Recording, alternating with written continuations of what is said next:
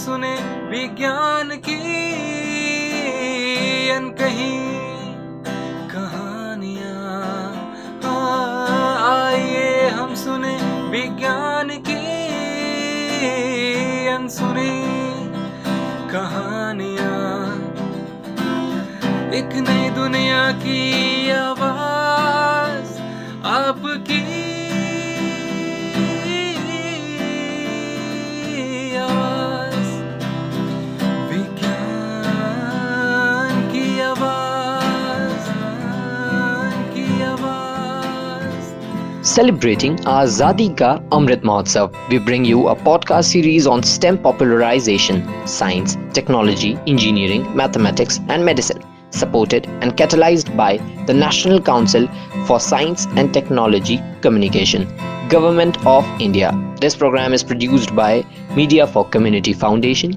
Creative content and technical support is given by Radioactive Community Radio, Bengaluru. एक नई दुनिया की आवाज आपकी आवाज, विज्ञान की आवाज, की आवाज, की आवाज। Latest information on STEM popularization. Researchers have fabricated an optically active biodegradable nanocomposite film with excellent mechanical properties that can be used as stretchable optical devices like flexible display, flexible organic LED, etc.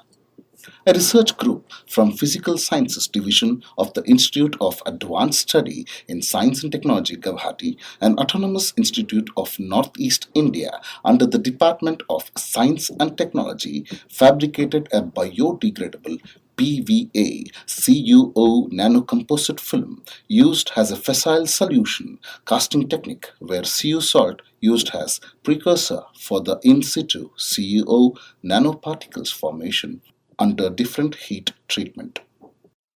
Now, our next segment is Analyst in STEM. Today we are with Professor Ranjani Viswanatha, Associate Professor, International Center for Material Science, Jawaharlal Nehru Center for Advanced Scientific Research. I am Ranjani Viswanatha. I work at the Jawaharlal Nehru Center for Advanced Scientific Research. I'm basically a physical chemist by profession, and I started my research work initially with nanomaterials, quantum dots, and more recently it has naturally transformed into quantum materials, 2D materials, and so on. And to give you an idea of why they're interesting, these nanomaterials are basically extremely small particles. When I say extremely small particles, it's like 1/100th or 1,000th of your hair thickness, all these materials. And so why am I interested in looking at these materials? When you go to that level, they actually transform, their properties are very different than when you're looking at bulk materials. For example, if you're taking a table, whether the table is 2 feet in length or 10 feet in length, I don't think the properties of the table will change. They'll be the same wood, same property, same strength, everything. But when you go to these very small sizes, then the properties of these particles can change, and that is what we are looking at this. Why does it change? It changes because we are now in a regime where these minute particles, which are these charge carriers, for example, if you're taking an electron, we call it an electron, or they carry this current, for example, they feel constrained in that dimension. It's basically like telling you that you're in a lift, small lift, whether you have 8 people or 10 people, you feel it differently in a very small lift. But if you're in a big room, you won't feel whether it's a small room or is it an auditorium or whatever. You won't feel the size. But when you're in a very small lift, you feel the difference because your body needs your own space, and when you get pressed, you are looking at it in a different, your properties and reactions will change to it. Similarly, for these minute particles, their size is not, of course, our body size.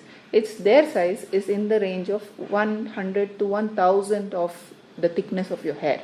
And when they feel that they are pushed and squeezed, they behave differently. And that is what we are trying to study. How is your research useful for a common person or in the field of science?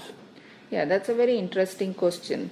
So, to start with a little bit of history, initially people didn't realize how useful it was until Feynman probably came about and said there's a lot of room at the bottom, very famously. What he meant is when you go to these small sizes, they behave very differently, and if you can maintain these small sizes, then you can make use of these properties. How are these properties very different from coming from 1960s all the way to 1980s and 1990s? What people realized was that when you make them into very small particles, they change their band gap, and because of their band gap change, band gap is what color light they give out, and because that is changing, they give out different colors of light. So you can essentially take different sizes of the same material, them giving out colors in all. So you might have seen a lot of internet pictures which shows you that same particles all the way from blue to red. So it was very interesting, and that was how the research started. But soon it evolved into many more things. Of course, from a very fundamental aspect of that, now commercialized aspects of this emission have already come out as quantum LED TVs in Samsung. Okay. But that is only one part of this. There are many other issues, like for example, if you know about random number generation, I'm sure you must have used random number generator in various aspects, whether knowingly or unknowingly. I'll give you one example. Okay. How many times have you done an online transaction? I keep doing every day. Every day, right? Yes, ma'am. And every time you do an online transaction, at least many of the Indian credit cards give you an OTP. Yes, ma'am. Have you ever wondered how this OTP comes about? This is a random number. Okay. And it is being generated on the spot. But it is still, the idea is, okay, OTPs are generated and it's commercialized, what am I doing? The idea is that is still, if you know the clue, of course, if you know what is your password for your bank password, you know how to generate your OTP. But you don't want other people to generate your OTP. So it has to be a truly random number. Yes. How do you ensure that it's truly random number? And that happens with this quantum mechanics, wherein quantum mechanics is by default definition is that it is uncertain and it's random. No one can predict it. Okay. So if you can utilize this uncertainty and randomness, then your safety will be much more higher. And I'm not only talking about OTP generation, it can be many more encrypted messages that as of now, for example, Army is already into it, because Army is at higher stakes because they want to send across messages, especially in World War II, this was encrypting, de-encrypting was one of the major challenges. And this continues to be a challenge for the Army through and through. So whenever you have all these safety issues, Army is already into it in a very strong way to use the quantum technology for random number generation. Okay. And it can, along with that, you can also, the other aspects of it is that how common man can benefit from it is efficiency. If you were to use the same phone with a little more efficiency, then you will, with the same battery, you can run longer. So I want to use the most efficient way of utilizing the electricity, and that could be through these small particles which are efficient, which are reducing the non-efficient portions of it, which could also reduce the heat, and in that sense also other, just to take care of heat losses and heat dissipation, you have to put in so much more time and currency into generating what you need. But if the heat losses are not there or reduced, then that could also help the common man.